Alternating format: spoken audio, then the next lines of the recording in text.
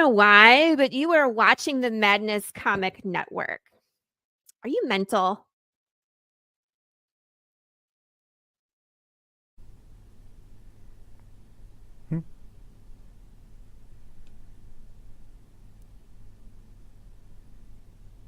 Good evening, ladies and gentlemen. An evening with Atomic Annie. Hello, Tavian. Hello, Mal. Hey there. Yo. All right. So these guys make music every Thursday night. We do. It's very fantastic. And tonight we're here just to meet the guys. So, all right. Mal, what you been up to, man? Oh, well, today I was busting my butt on fixing some veneer on a guitar I'm working on. All right. And so I had some family over. Grand old time, I tell you. A grand old time. And Tavian? Oh, let's see. Yesterday was Aaron's, and then Mal and a friend of ours came over, and we played some table games. And then today was mostly indoor errands, like laundry and things like that. But good weekend, yeah.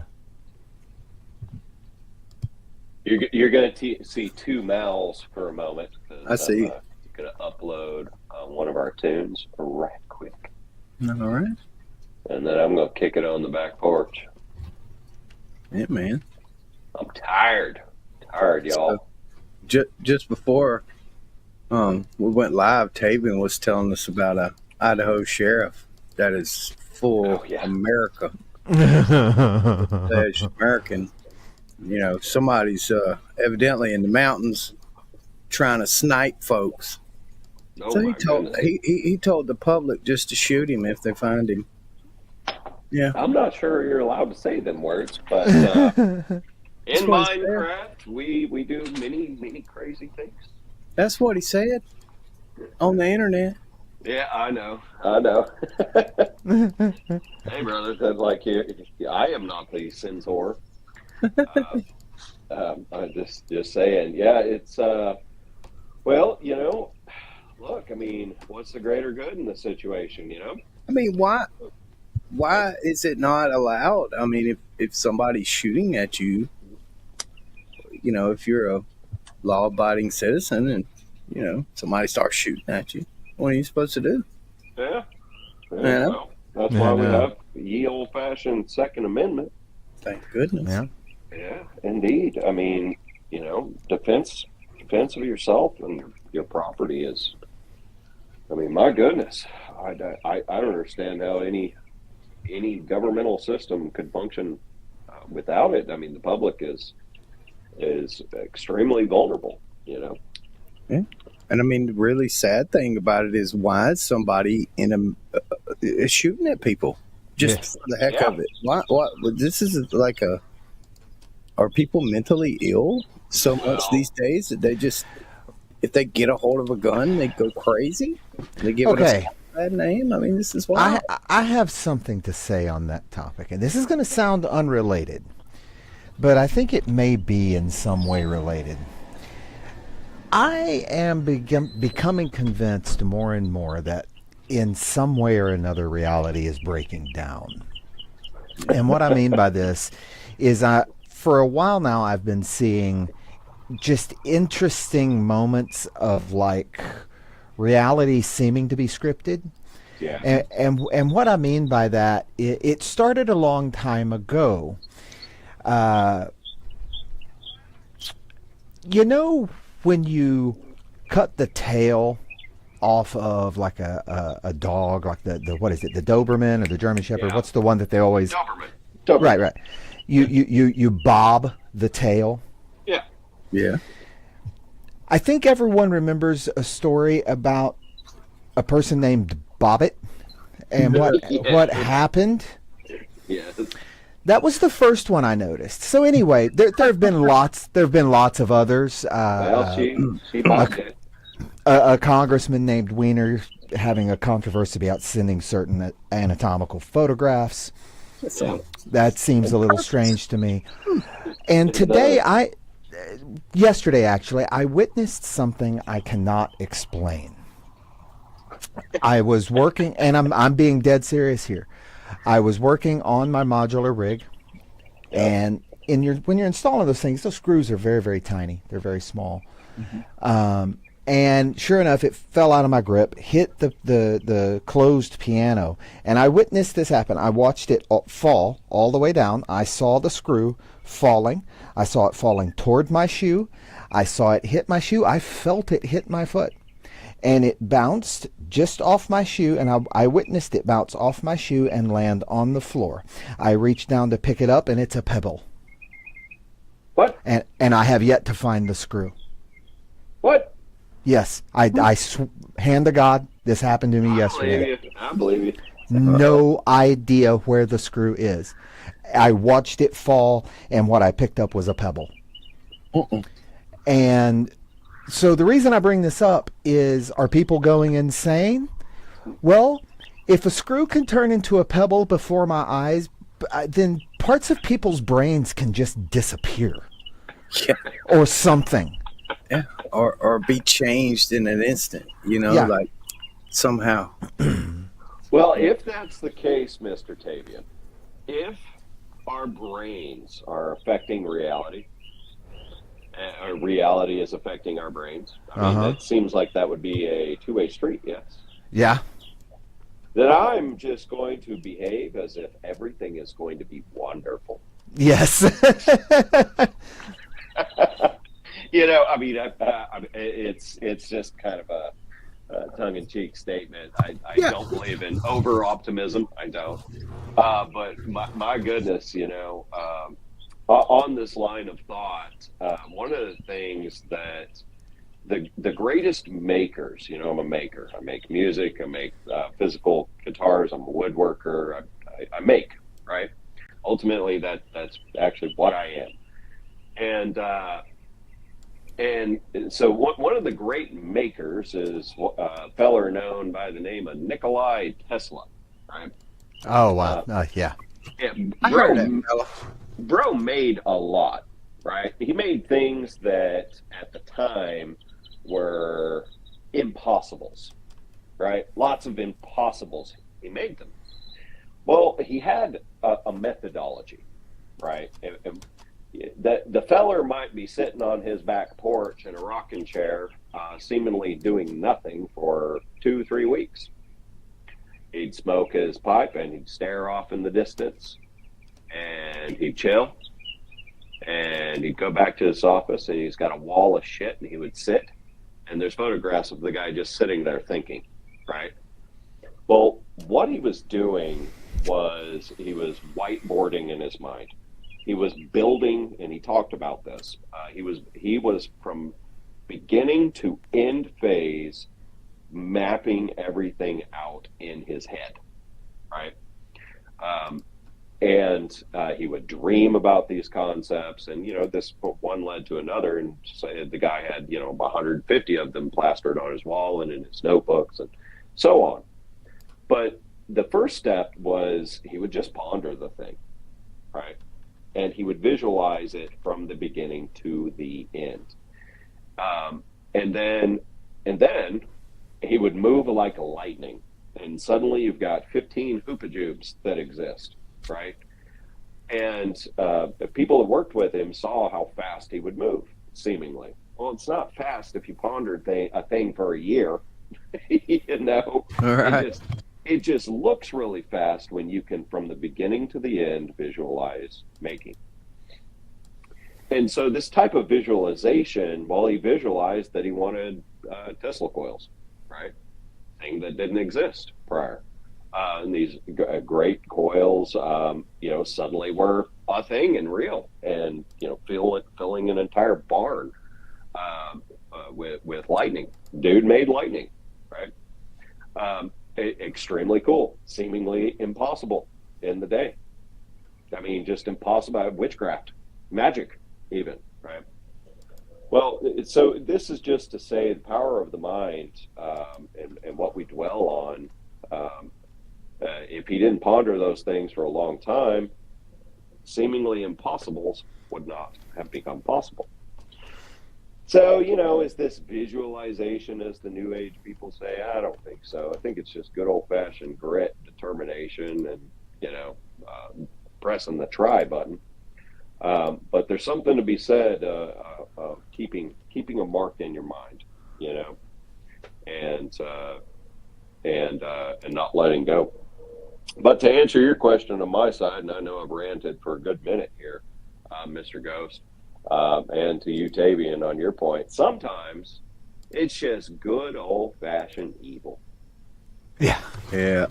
Sometimes, yeah, they're crazy, and we make up lots of terms for the crazy. We got narcissist personality disorders, antisocial personality disorder, psychotics, and so on and so forth.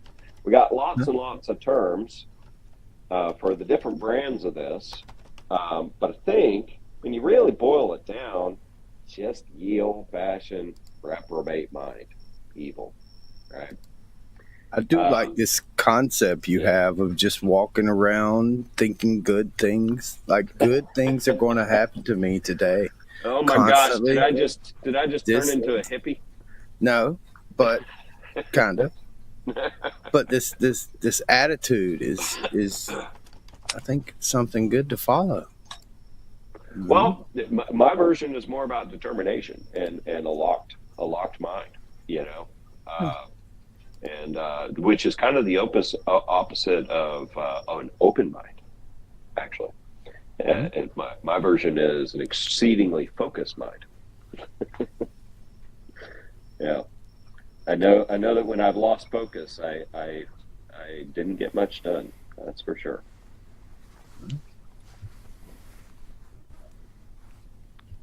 So that's my version.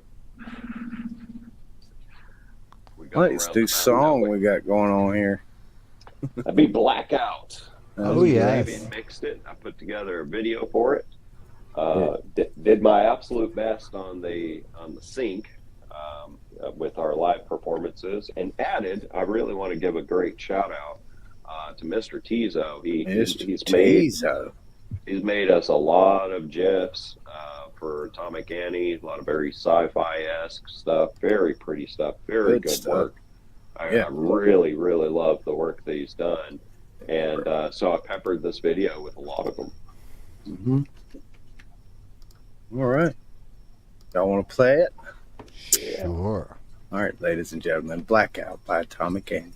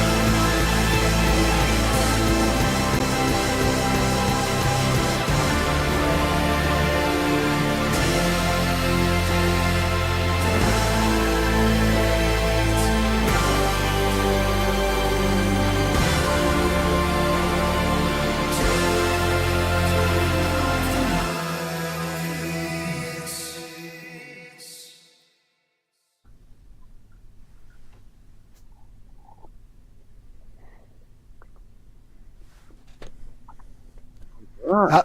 That was Blackout. Look, when are you guys going on tour? I want to be first. Can I get tickets? Get some tickets. Yeah, man.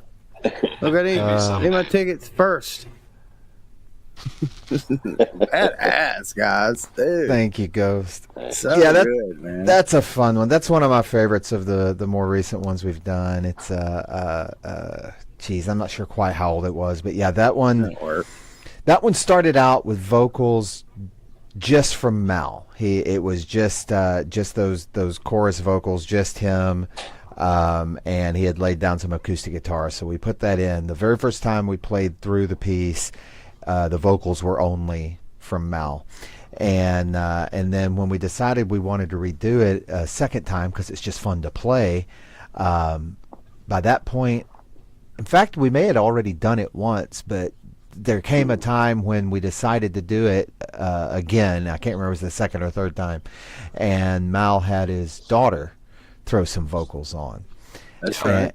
And once I heard that, I was like, ooh, that gives me ideas. Let me throw some vocals on. And so we stacked our vocals for the chorus, and that just really seemed to take it to the next level. And all that vocal harmony on the chorus is just really nice, I think. And Mal's daughter, that nice soprano she's got in there, just really, really brightens everything up and brings brings kind of an air to it. But yeah, it's a lot of fun to play. That video was cut from the most recent full-length performance of it that we did. Normally when we jam them, they're 15 minutes or so, and so it was in like May. We did a run through. Yeah, I think so. That one I went and reviewed it, and I was like, yeah, let's pull the multi-track from that performance, and I'm going to edit it down and mix it. And then luckily, as I was editing it down to make the arrangement, I was able to keep most of the video intact with those particular parts, and so we were able to put a music video together that actually showed us playing because I was able to maintain the relationship between audio and video, and that's not always easy. Yeah, for real. Well, I have done that before. I think I've done it twice on two other videos, or at least one for sure. Yeah, and one that was at least partial. Yeah, but well, I did a couple partials, but only one solo or one thing like that. But I know that I attempted at least two to do the whole thing, and I think on one of them I just did art for the latter half because I'm like, all right, I'm 25 hours in, I'm done. Yeah. But yeah, it was. It's very cool that New Window can export a video that's synced, or mostly synced, because our cameras are not perfectly synced, and so it's like You do. half a frame off here and there adds up to not looking perfect. We don't even know why this happens, but yeah, that's just technical talk. But yeah, it was extremely easy to edit, honestly, video wise. Cosmic Grandpa says I'm a bit of a maker myself, Mel. Oh yeah. Yeah, Nice. yeah.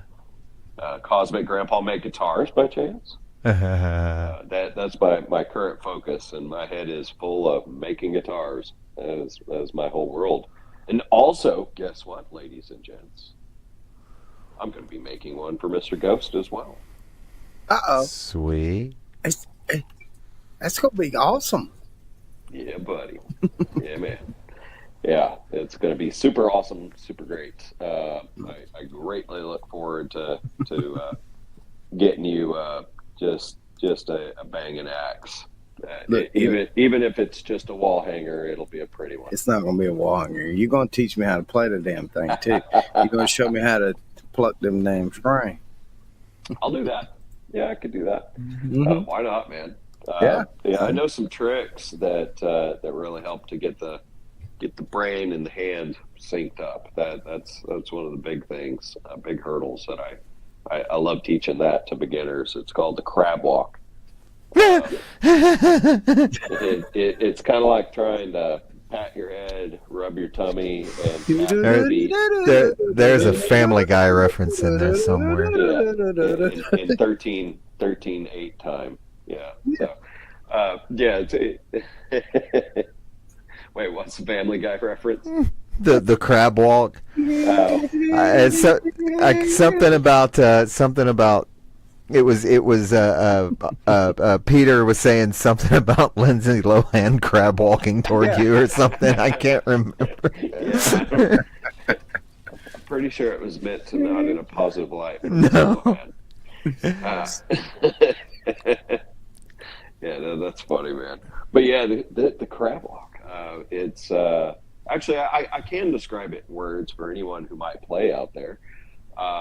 You take all four of your fingers on the left hand, and you place them on just a high E string, right? All four of them down, spaced evenly on 4 frets, pinky being on the 12th fret, right? And they're all just on fret after fret, 12, 11, 10, 9. And then what you do is you lift your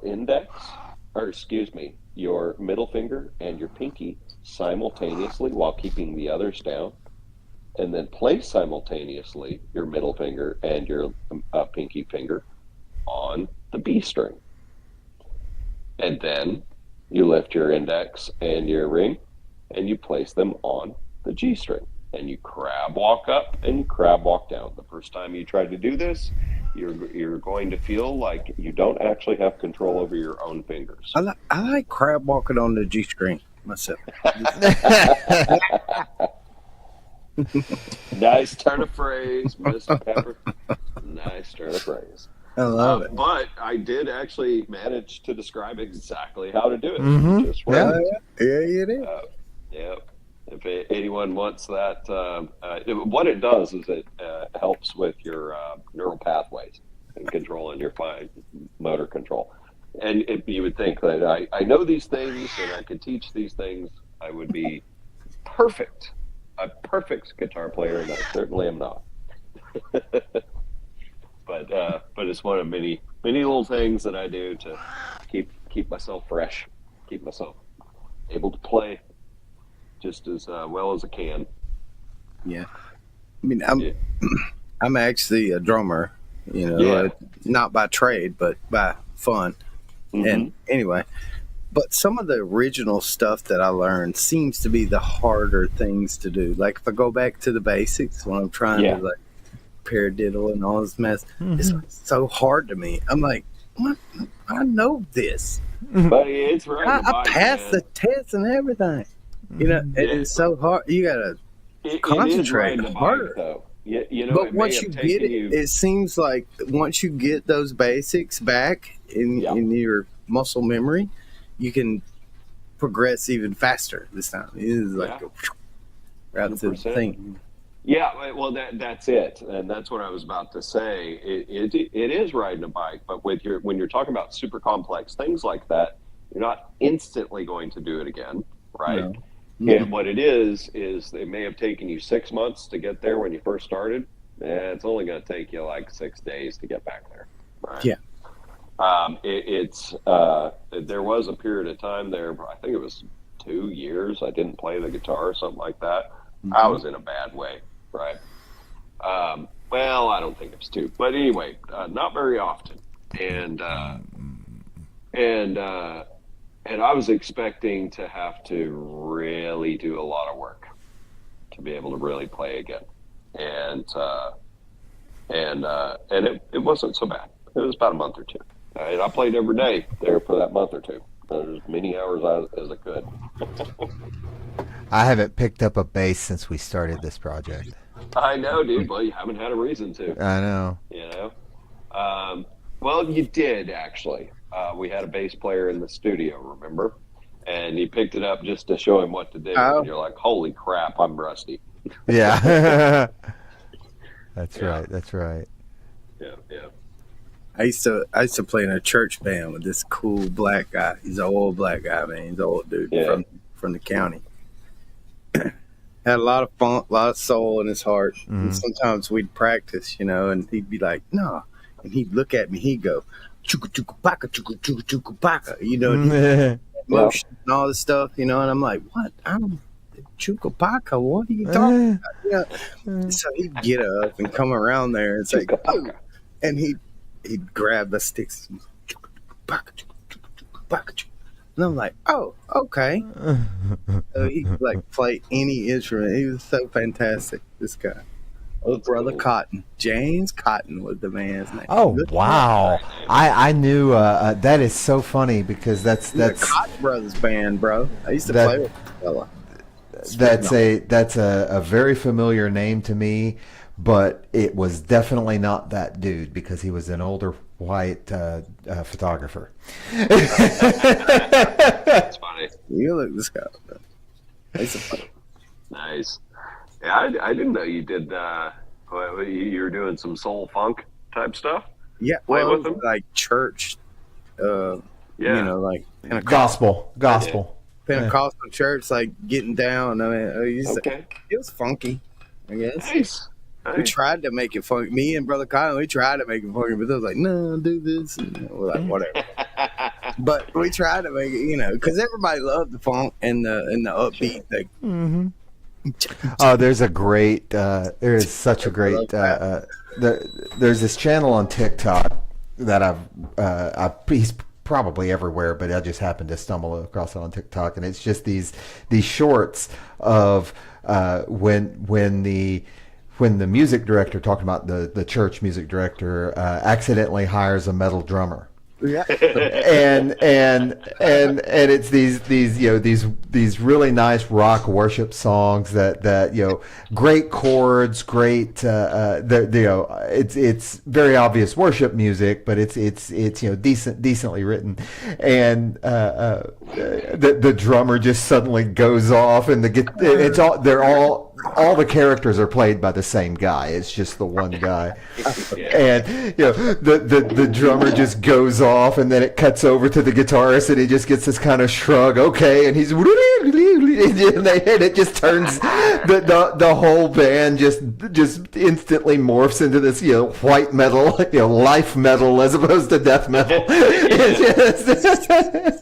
Awesome. It's some funny stuff, man, and of course, you know, what makes it so much better is the fact that it's all real. You know, it's a real musician doing it for real, and it's really well performed, and you know, he's quite proficient, and so yeah, it's good stuff. I love that.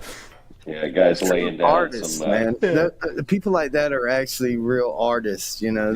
For sure. To do it, it's so fantastic. Oh, you said you're a drummer, and this just went right by me. I'm sure you've heard of the guy. He's huge everywhere right now. If you haven't, you need to check him out. Have you heard of El Estepario Siberiano?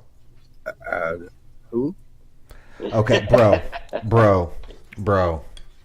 I mean, seriously, can you share YouTube videos currently right now on the stream? Are you able to play them back? Look it up, yeah.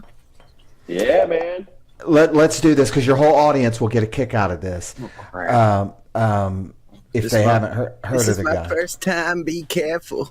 Do I need to pull it up, or are you going to pull it up? You can pull it up. All right. Let me see let me see. Hang on. Give me a second here. So this guy. Okay. So most people who've heard the show once or twice know that I'm a huge Rush fan, and I'll be the first to say that Neil Peart is one of, if not the greatest drummer of all time. Sure.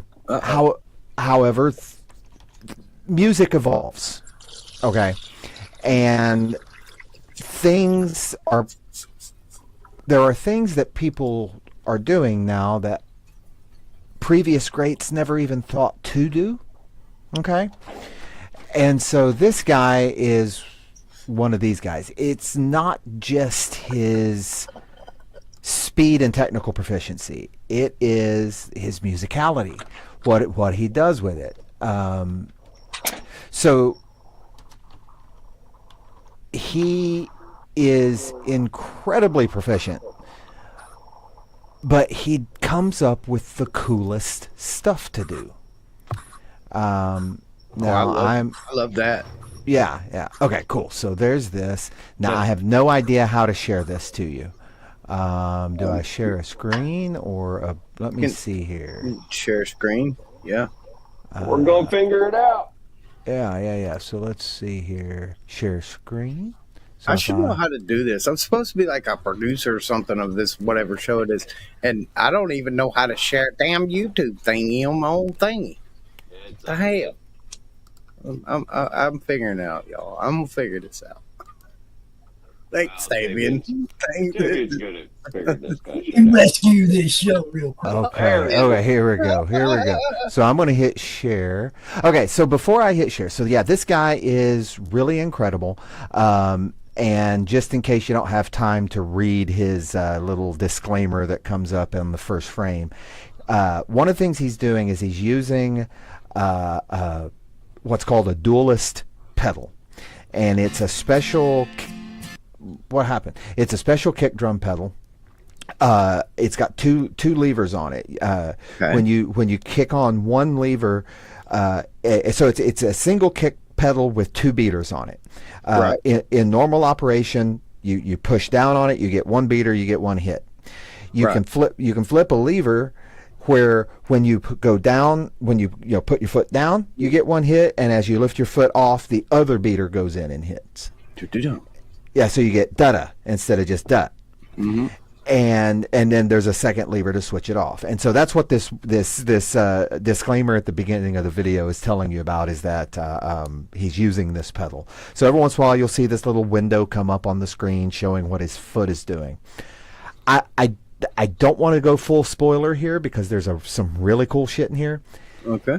Keep an eye on the two sticks in his belt. Don't let the cool footwork distract you from the two sticks that he's holding in his belt while he's playing. So, here we go. You got two different things here. Which you got 4 different things here. Which one am I sharing? No, I'm doing a screen share. I got it, Pops. Here we go. Okay. Oh, and then I got to hit play.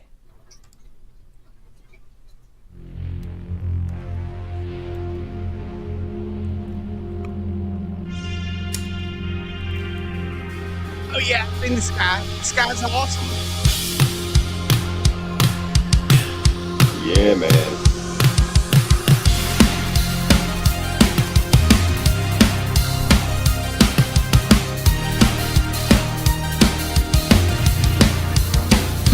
I've been trying to call. I've been on my own for long enough. Maybe Fucking you rim know shot, man. Hell, that is a bit damn. About being an alien. I know. Well, I love his shirt too. The Groove Father. Good lord. Yeah, but so he's got a snare drum over here that's a big marching snare. So he's using it as it's doing double duty as a lower snare and basically a floor tom. He's got his main snare here. He's got his hi-hat here. He's got a stack over here and some kind of effect symbol up here. Maybe that's his stack and this is his effect symbol.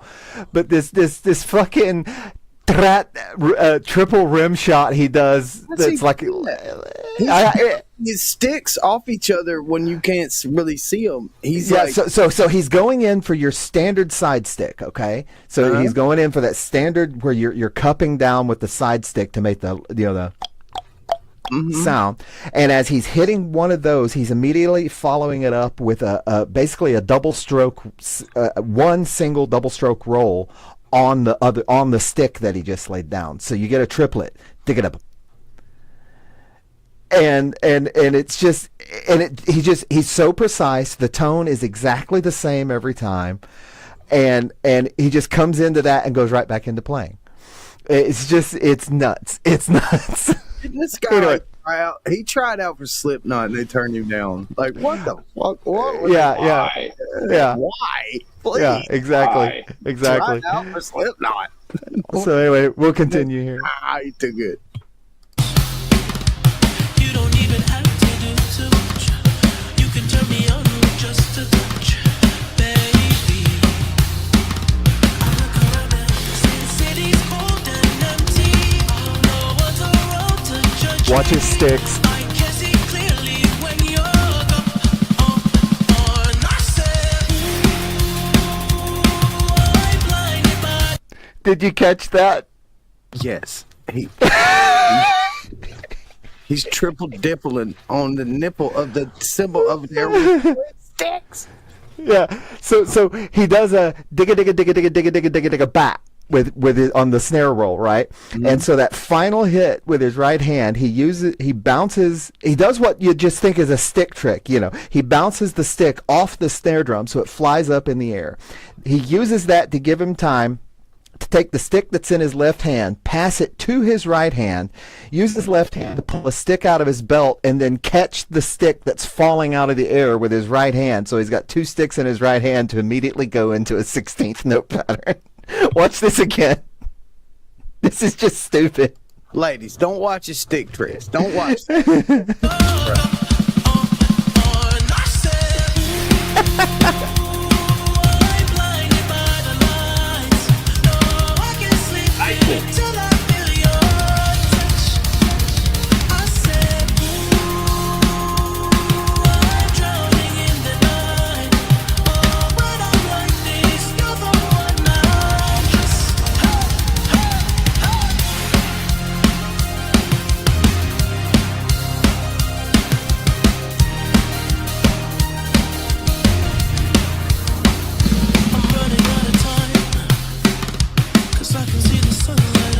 Double blast beat.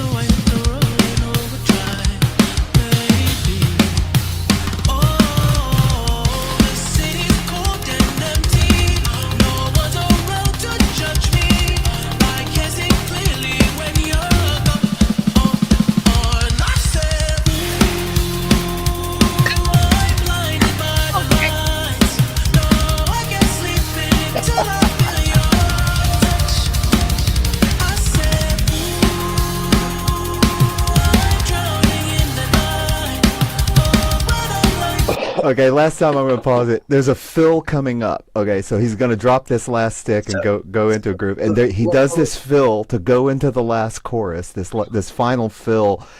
I had to watch it like 4 times the first time I saw this because I'm like, what the fuck did he just do? So look, in his right hand, he's got at least 2 sticks, right? Yeah, he's got 2. He's got 2. 2 cymbals stacked, right? So he's got one up underneath the. Yeah, he's hitting the bottoms. Yeah, and he's got one on top of the top one, and he's flicking his hand up and down, beating the shit out of both of them. Yeah, with 2 sticks. Yeah, so he's getting the 16th note. He goes down as the 1, and then the up as the E, down as the and, up as the E. Grabbing some rice, easy over here in the corner, like easy. This is fantastic. Yeah. So anyway, coming up into the last chorus, he's going to do this fill in a minute. It's just mind blowing and super tasty.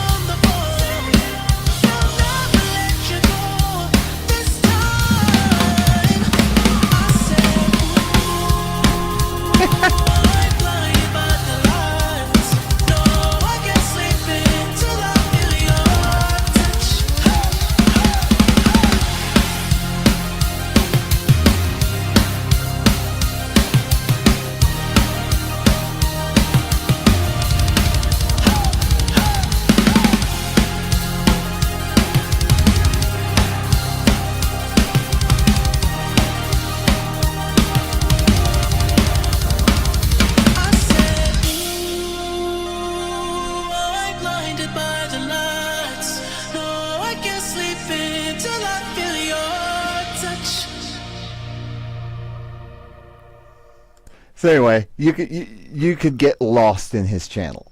El Estepario. Yeah, his greatness. Yeah, I've seen that guy before. I just didn't. Yeah, he's got a Billie Jean cover that's fantastic. His Thriller cover. His name escapes me, but yeah, his real name I can't remember what it is. But yeah, that's the name that everyone knows him by. That's good stuff, man. Oh, Madness! I see Madness in the chat. Is that you? Go says I'm the ultimate Rush fan. I would challenge you to. That's not me. No, I am a huge fan, but I would never claim to be the ultimate. There are bigger fans than me. Guys in red that go to every single show. Yeah, yeah. Coworker of mine actually knew those guys. He had gone to college with them, and yeah, they were like, this one guy was apparently independently wealthy, owned a private jet, and so every time Rush went on tour, they went to every show. It's cool. Yeah, they were the red jumpsuit guys in the front row. Mm-hmm. But, Yeah, I never got a chance to see no Rush. oh, was- dude, that was they 100 years ago. I'm, just turned 21 yesterday. What am I? well, they stopped touring in 2015. That's when Neil Oh, decided to man. retire, and but yeah, they toured pretty regularly.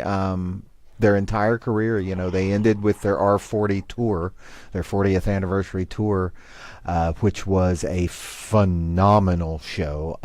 Really amazing concept to the show. They started with songs from the most recent album that they had put out in 2012, and then they just worked their way back through their catalog all the way back to a pre-first album single as the final song of the night.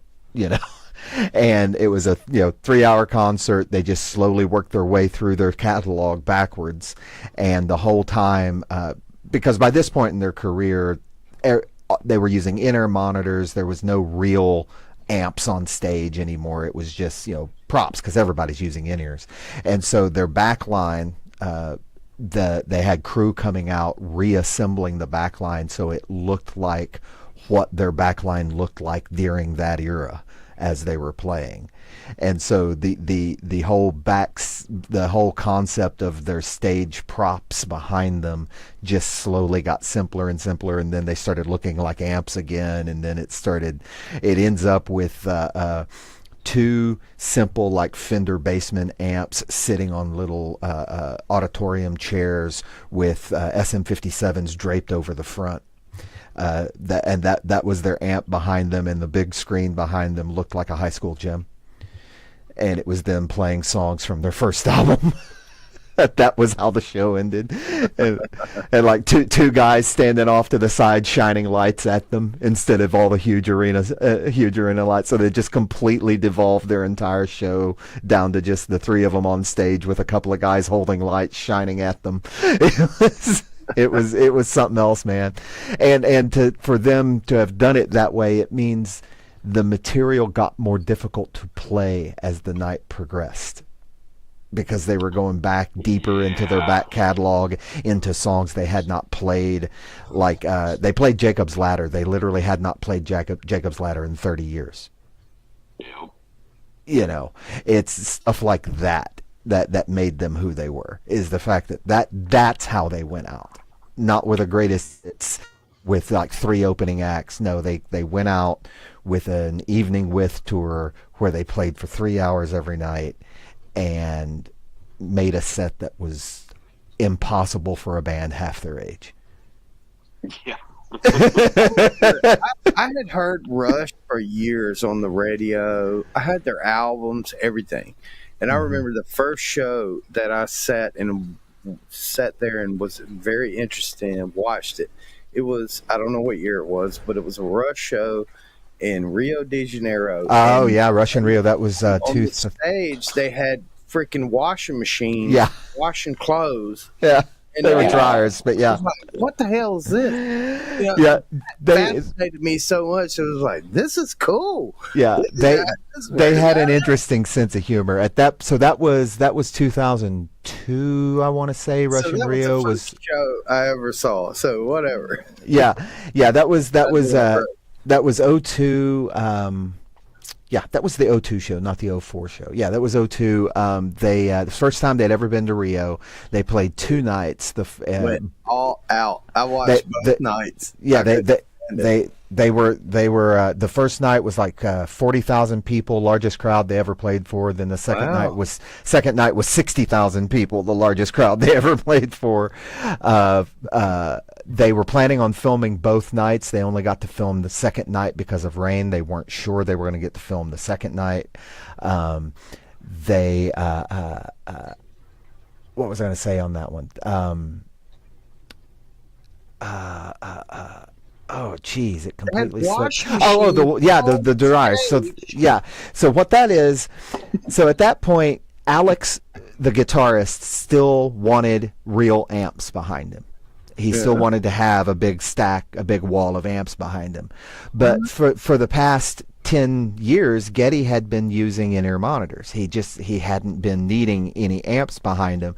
But it would look stupid to have nothing behind him when you've got this monster stack behind nothing behind the and other. nothing behind the other guy. So he just thought it'd be funny, so he had them bring in a bunch of Maytag dryers to put behind for his back line. Oh. Yeah, and they actually mic'd them up between songs. You would hear them running. Guys would come out periodically and put quarters in because they were actual working Maytag laundromat dryers, and so they were actually spinning. And what they came out for the encore. When they came out for the encore, all three guys came out to the dryers and pulled actual tour shirts out of the dryers and chunked them out in the audience. So the audience members were catching dryer warm tour shirts.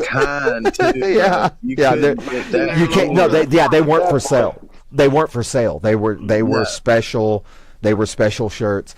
And so from then on, if you watch any of the subsequent tour films that they put out, Geddy's backline just gets more and more absurd.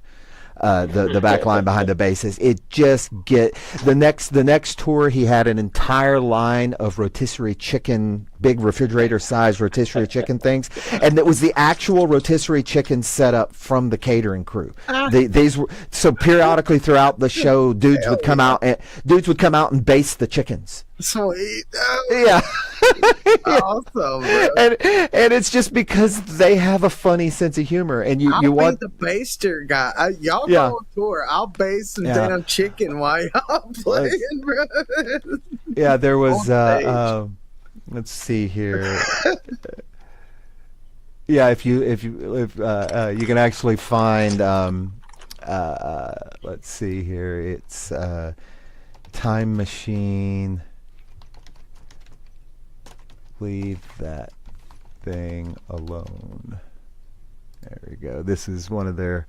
I used to kind of follow a few people around, and they used to have like artists on stage, like drawing too, like painting. Oh, that'd be cool. Yeah, they're like painting live. They would auction off the painting after the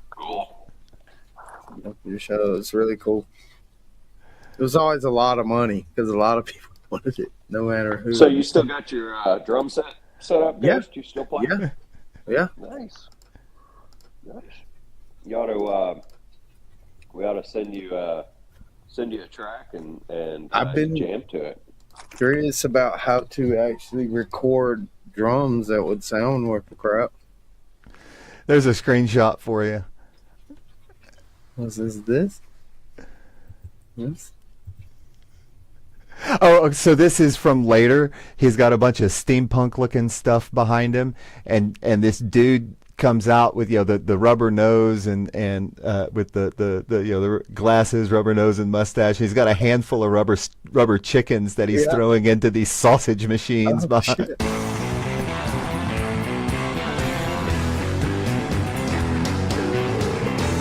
Just throwing it into the sausage grinder back there. Ah, man, great. Let it play, man. And he's wearing a Rash T-shirt because that was Rash. Yeah, I during own one of those. Look at this clockwork on the drum here on the bass drum. What is this? This is from the Time Machine tour. So this they Yeah, had or- they had two songs at this point that they had released from the then forthcoming album, which was their final album, Clockwork Angels. And so this tour, the Time Machine tour, had a bit of a steampunk theme to the visuals, and then that carried on to the next tour for the Clockwork Angels album.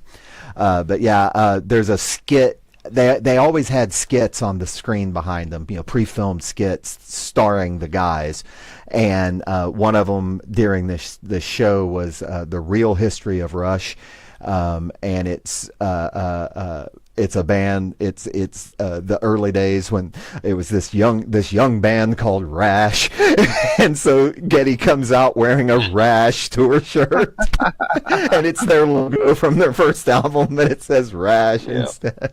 They sold them too. They had like 20. Oh, they did. Mal owns one. Mal got one. I wasn't. Rash shirt. Yeah, I wasn't able to get one, man. He got one. I'm pretty sure I've worn it on the show. I'll wear it next show.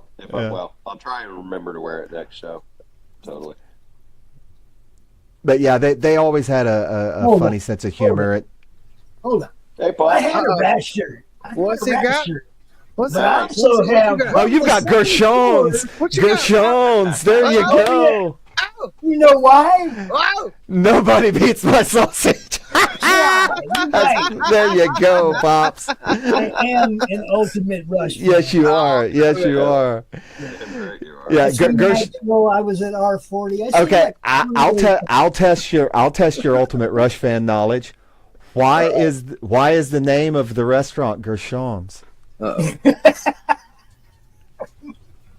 That I don't know. That's Getty's real name. I knew it was his real name, but I didn't know if there was an actual restaurant. Oh no. Okay, cool. Then yeah. Most people know that Getty is, or most quote unquote fans is Gary, but Gary is actually short for Gershon, which I actually found that out pretty recently. Actually, I always knew it was Gary, but I had no idea it was actually short for Gershon. It's I funny. did not His know that. friends called him I Getty. didn't either. His friends called him Getty because when they come to his house, his mom would say, Getty! She would be saying Gary, but her accent made it sound like Getty. Yeah. So all his friends started calling him Getty.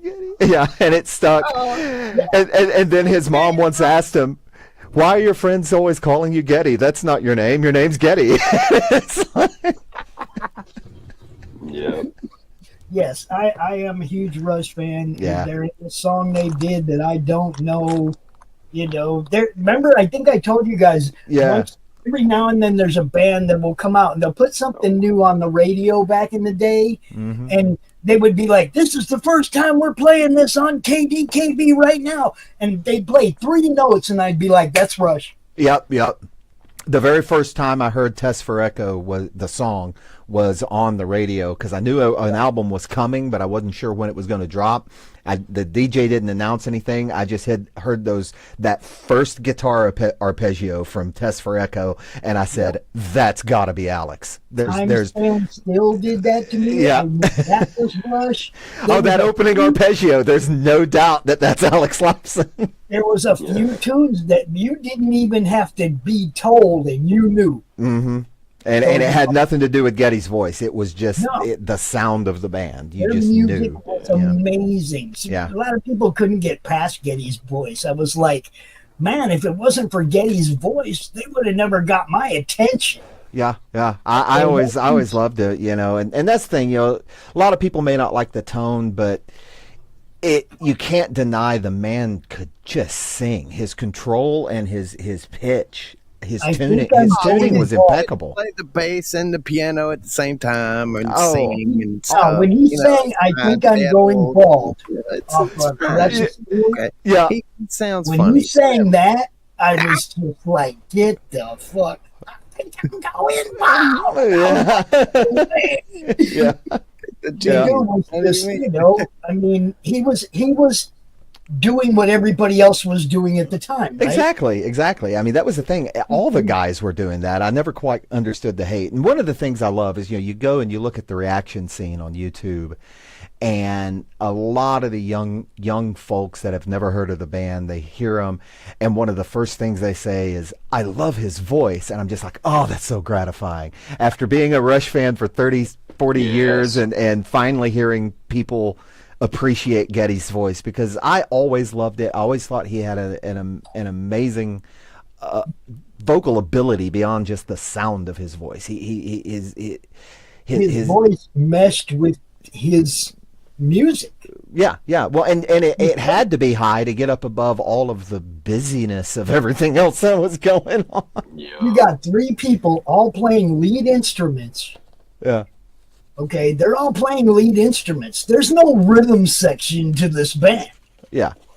Geddy They're all he was playing playing. their own amazing riffs, right? Yeah. He was the rhythm section. He Yeah. was the whole thing. He But- was the whole band. I mean, One of my favorite things that I heard recently, I was watching a reaction of some young folks watching Xanadu from Exit Stage Left for the Yes. first time, and the guy pauses it and he just goes, "I just want everyone to take a moment and realize there are more guitar necks on stage than there are musicians." Yes. The wind chimes, all the things Yeah. that Neil pulled out. Okay, that I mean, the wood blocks, the wind chimes, the cowbells, the triangles, all the different stuff that he pulled out and then used. It wasn't It wasn't for show. right. I mean, he used all that stuff. It was amazing. Dude was an alien. Yeah. Okay, Eddie might be too. Yeah, Geddy might be too. I mean, they're his definitely aliens. That's why we love them so much. There are those people that are so good at what they do. Like let's take it outside of music. Tiger Woods. There was a period where the dude couldn't lose. yeah. Jeff Gordon. There was a period where the dude couldn't lose. Jimmy Johnson, whatever. Jeff owned him. Get out of here. He still won. But you see what I'm saying? It was like there hadn't been anybody. People that are that dominant at what they do, they're aliens. Yeah. And with that, I'm gonna get out of here and let you finish your show. I want more music. More. I did. We're getting there. I did load up a track from back in December. It's a full length from it. December 5th. It's called Say I Say You. I think is what we're going to end up naming it, or possibly just say something. But yeah, it's got some vocals in the middle, and it's a pretty neat tune there. So Don't tell me how long it is. How long is it? Just I think curious. it's good. It's about 15 It's a probably. live jam. Yeah. Good. Yeah. Sweet. Okay. Just fine now. All right. So, Rush fans out there, I guess. These Louise. Oh, I do want to say before you start playing this one, we had a camera malfunction that night, and so one of our cameras is upside down. It just decided to flip its image upside down. So nothing's wrong with your screen. Just one of our cameras is upside down for some reason this night. So anytime you're ready. All right. Here we go.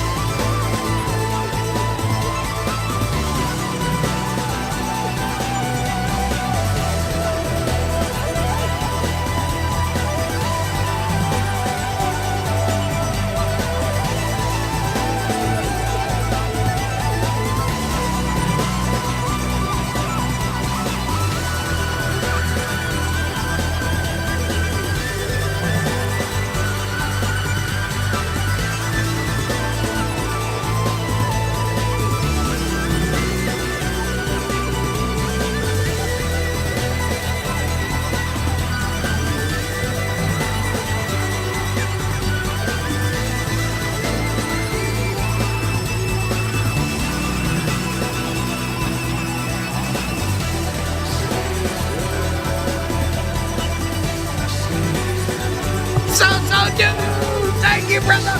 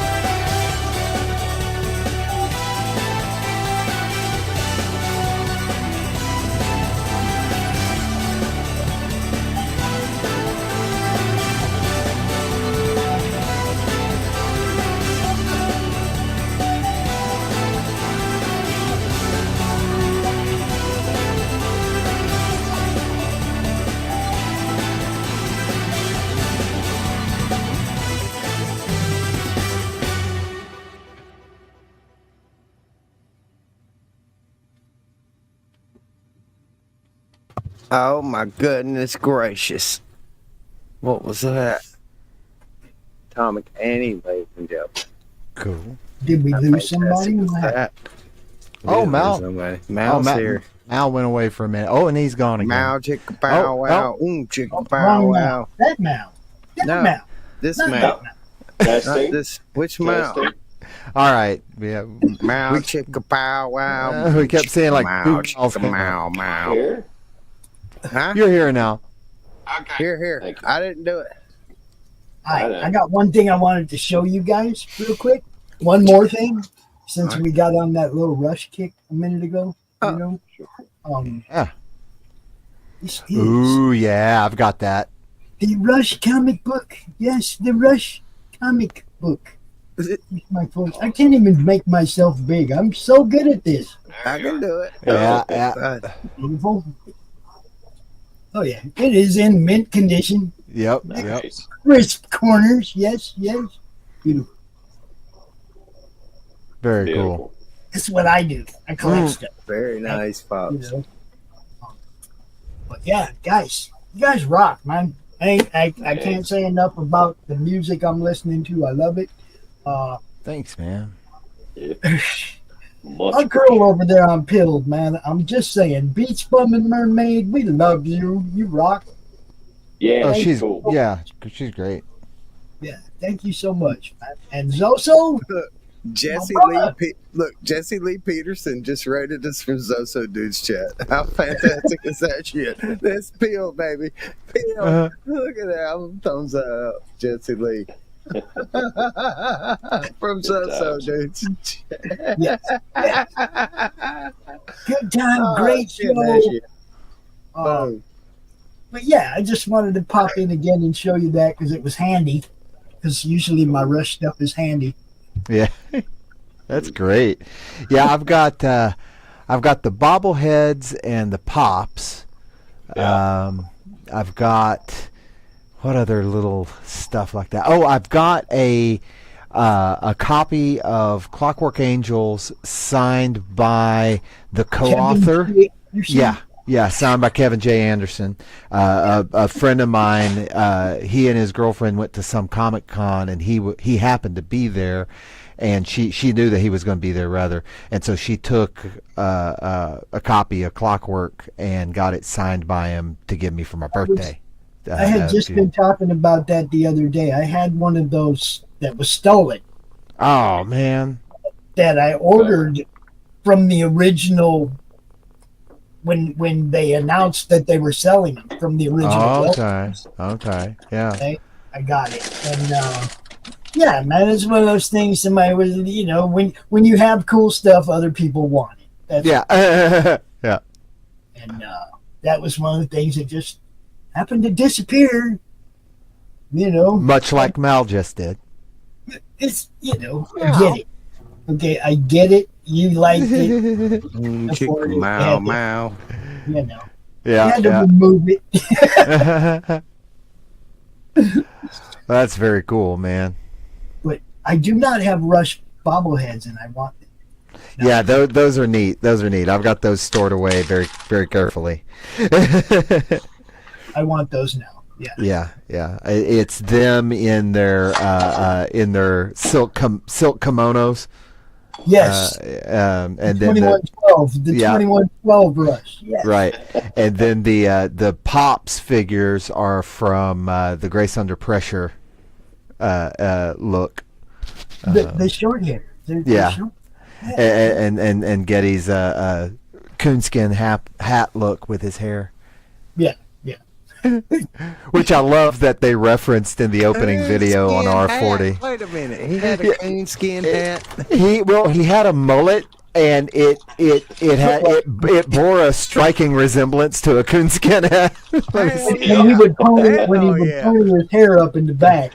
Yeah. It looked like a coontail in the Yeah, way he'd put his hair in a ponytail, and then the way it kind of poofed up in the front.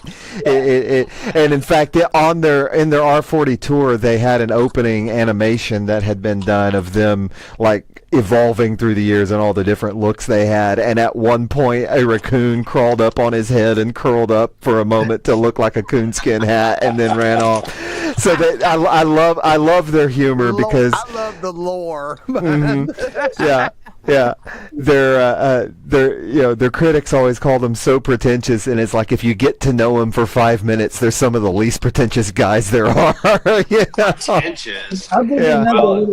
I'll give you another little quick piece of lore, Ghost Bucket. The song "I Think I'm Going Bald" was written for Gene Simmons. I didn't He know had that. A giant tongue. He didn't give a damn if he was going bald. His tongue was 2 foot long. They were making he fun didn't of Gene when they wrote that song. Oh, that's funny. I didn't know that. I'd always, for some reason, I'd thought it was Neil had written it as kind of a jab at Alex because Alex had already started to lose his hair and was getting a little self-conscious about it. And that was still when they were in their 20s, you know. Yeah, it was a shot at Gene when they were touring with Kiss. Okay. That's funny. It's good stuff, guys. Yeah. Anybody 1974. not like, take a shot at hotter Gene than, I think it was the Hotter Than Hell tour. In Russia. Okay. Yeah. And if it was probably the if it was the then Caress of Steel was written after that. I think they were still touring with Kiss over Caress of Steel. They internally they referred to their Caress of Steel tour as their Down the Tubes tour because they thought their career was over. Yeah, good stuff. Yeah. Good stuff all the way around, man. I want to thank you guys, man. I'm gonna get out of here. You can finish up. Okay. It's a Good to killer. talk to you, Pops. I really look forward to this show. I'm telling you. Awesome, man. I really look forward to this show every other week. If you ever decide you want to do it weekly, let me know. All right. Sure. Sounds great, man. I look forward to it too. Thanks for watching, everybody. I'm out of here, but they're still here for a minute. Peace, everybody. Yeah. See you, Pops. Yeah.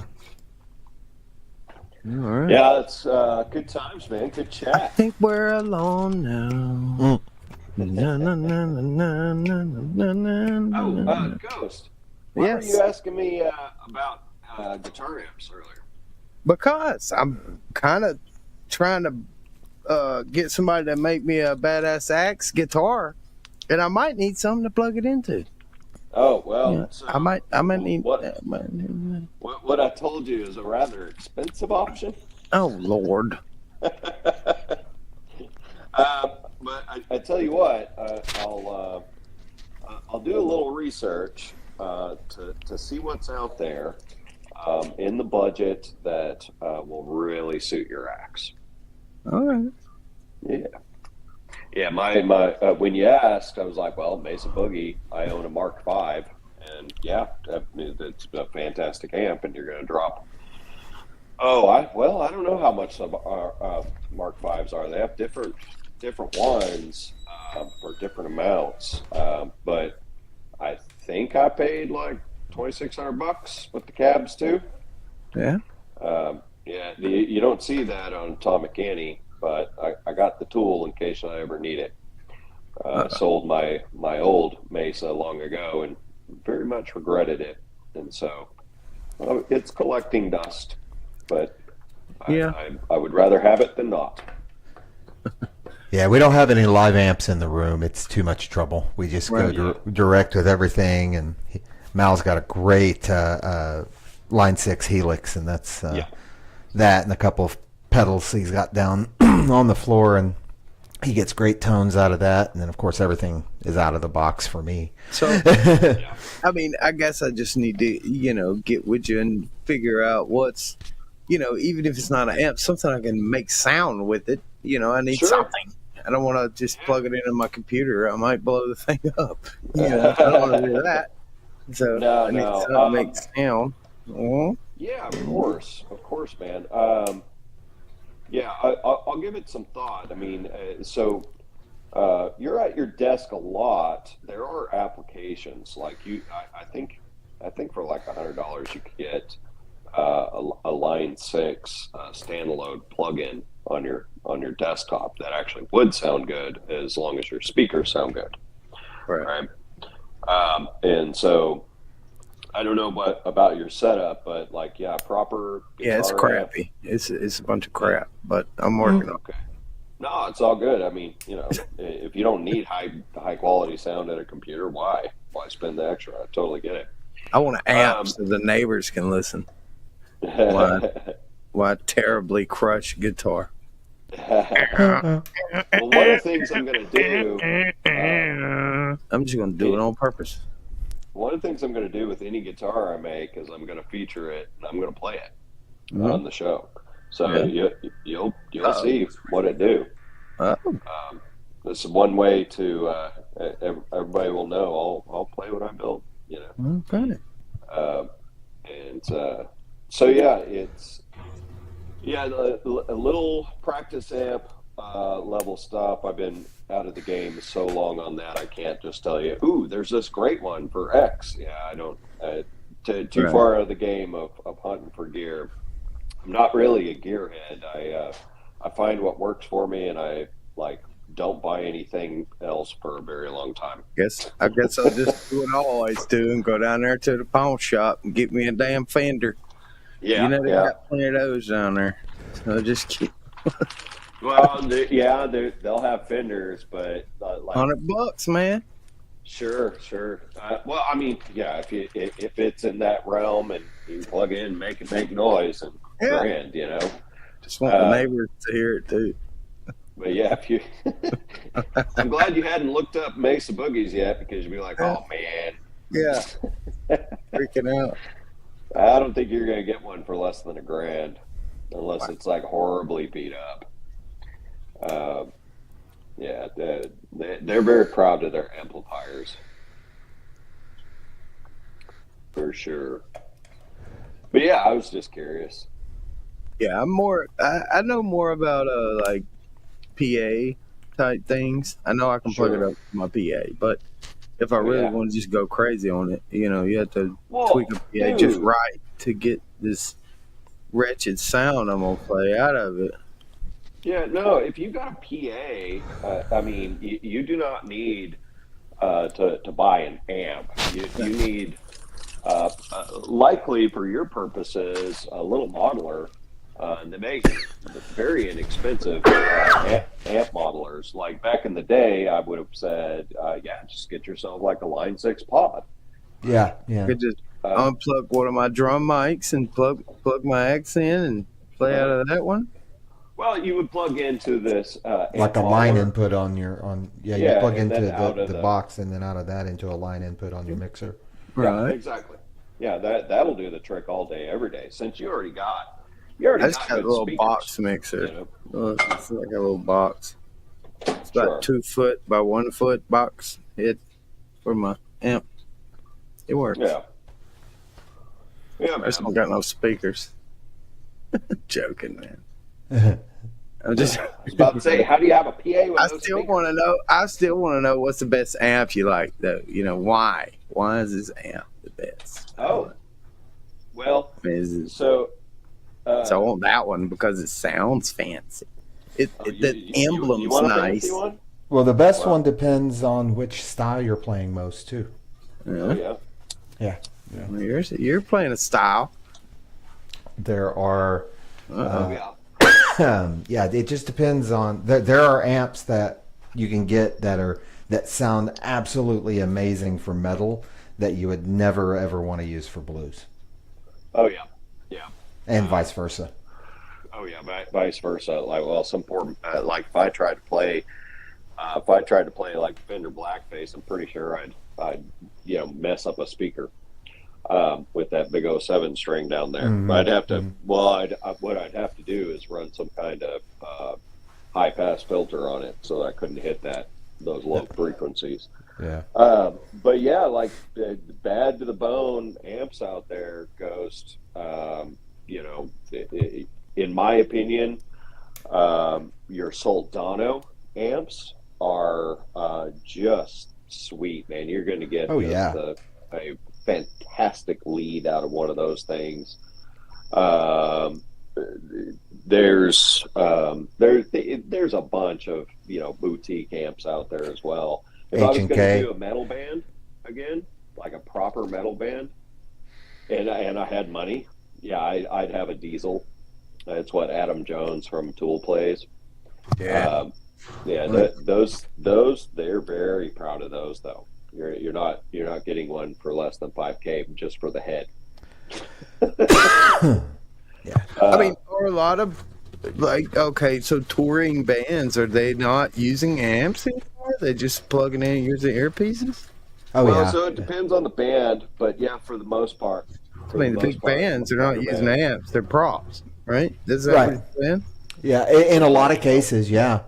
I mean, again, just speaking from a lot of the research I've done, just because I'm such a huge Rush nerd, especially on their final tour, their R40 tour, they were doing songs from throughout their They were catalog. doing that 10 years ago using props, not amps, right? Yeah, So yeah, they're- and Alex had to come up had to recreate guitar tones from over 40 years of playing, and so yeah, he had no amps. Everything was software. Wow. And then running into their in ears and then out to the PA. But yeah, because he needs to be able to push a button and it's the guitar tone from their 1985 album, and then push another button and it's the guitar tone from their 1980 album. And then you got guys like the guy from 12 Foot Ninja. They're a metal band. Yeah. He uses Line 6 guitars as well as Line 6 amps or modeling. Yeah, the Shuriken guitar. Yeah, the Shuriken guitar I almost bought. plugs in with a special. Modeling, not actual amp modeling, right? Right. It's amp modeling and it's guitar modeling.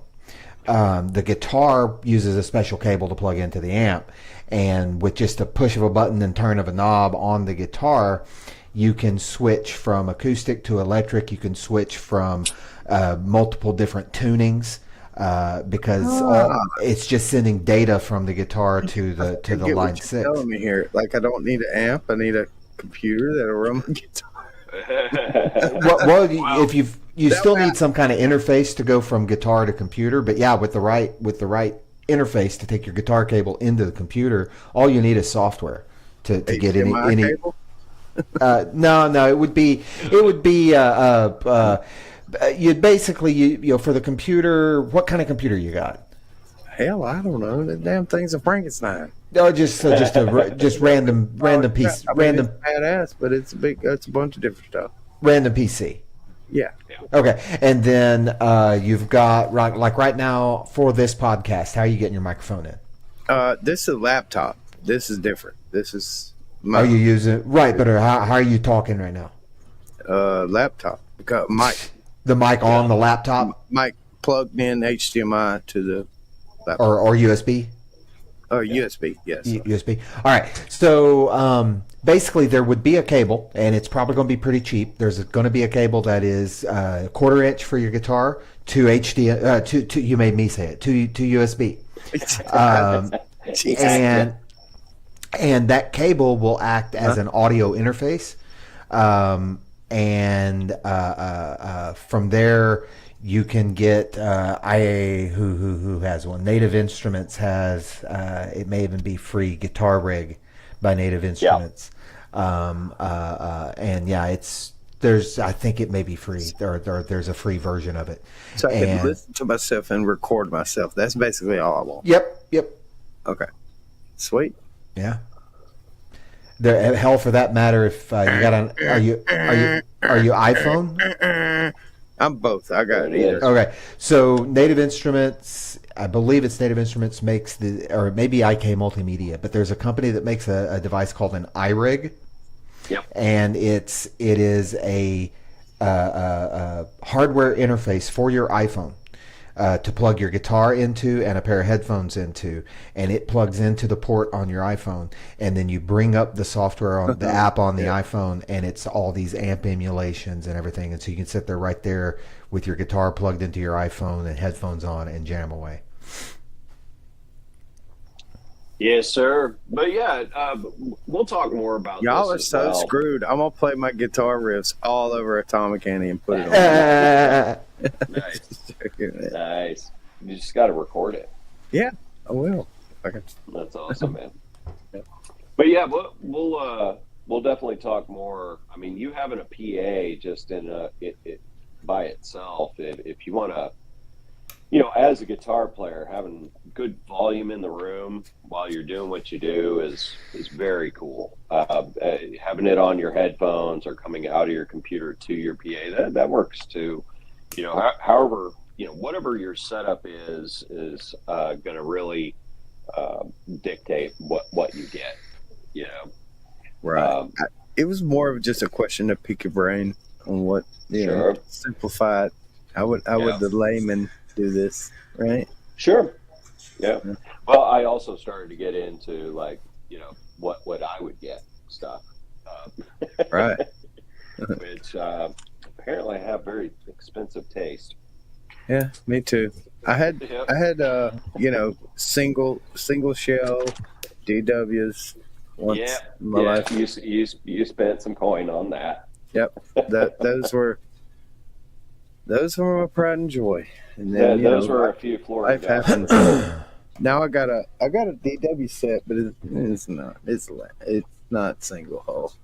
Yeah. Where it's just one piece of wood. It's not laminated or segmented or any stuff. Yeah, I had some. Yeah, but the thing is, the way they're doing their laminates now. I know you they can't- argue this and that, whatever. Yeah. You're just a purist, huh? Hard to beat that single hull, man. You're a purist. That's what you are. Just a Yeah. purist. all that Chinese glue they put it together with. No, man. That stuff's got tariffs.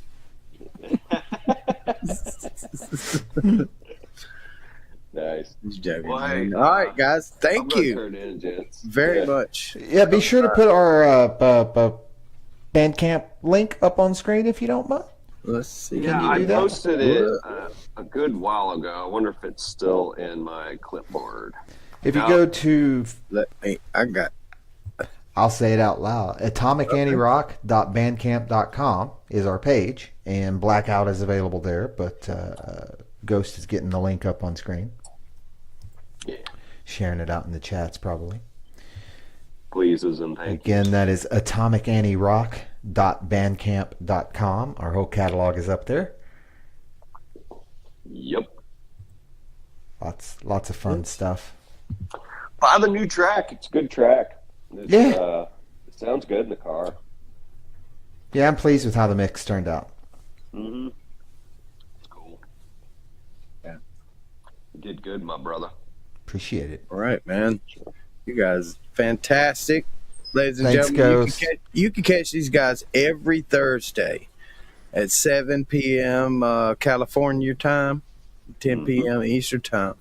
Okay, Yep. they put At on a 9 p.m. badass Central. show. Yeah, badass show live, man. They do it right in your face, live. It's Yeah. badass, dude. Face. Cool guys too. Awesome. Thanks for coming by. Thanks for having us, man. Appreciate it. All right, you want to tell everybody where they can find you, Tavian? Like special links, anything, X or whatever? Oh, nothing for me. Just Atomic Annie OP1 on X, and then Atomic Annie Music on YouTube and Rumble, and Atomic Annie Rock on Bandcamp. All right, Mal. That's it. it, man. If you All right, want man. find me, I'm a cantankerous person in my private online escapades, but I'm Atomic Mal on X. All right, there you go. Yeah, you can find me at K Octavian, but I'm always on the Atomic Annie X account. I never check my K Octavian account, but it's CHAOCTAVIAN. So yeah. It's up to you. All right, guys. All right. Well, thanks for having us, Ghost. Appreciate Yeah, it, man. Yeah. Thank you guys for coming. Good night, guys. See y'all on 2 Sundays. We're gonna get out of here. Peace, Sounds everybody. great. Much love. See ya. Boy.